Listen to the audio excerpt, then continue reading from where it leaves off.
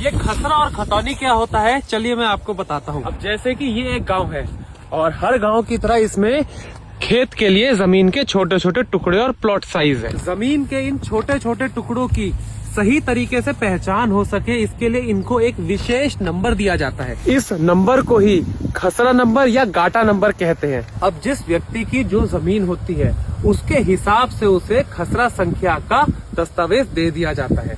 इस दस्तावेज को ही खसरा कहते हैं। इसमें कुल 21 कॉलम होते हैं, जिसमें खसरा संख्या, खातेदार का नाम और उस जमीन पे लगे पेड़ों और उगाई जाने वाली फसलों के बारे में जानकारी दर्ज की जाती है। लेकिन सिर्फ खसरा के दस्तावेजों के बलबूते पे जमीन पे मालिकाना हक साबित नहीं किया जा सकता। मालिकाना हक साबित करने के लिए एक और दस्तावेज की जरूरत पड़ती है।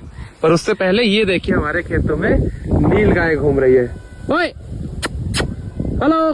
तो मालिकाना हक साबित करने के लिए आपको जो एक और दस्तावेज की जरूरत पड़ती है उसे खतौनी कहते हैं। और खतौनी से ही ये साबित होता है कि खेत का असली मालिक कौन है। खतौनी के अंदर 13 कॉलम होते हैं। इसमें खातेदार का नाम, निवास स्थान खसरा, गाटा संख्या, जमीन का क्षेत्रफल और जमीन पे उस व्यक्ति का अधिकार किस वर्ष शुरू हुआ था, ये सब जानकारी दी होती है।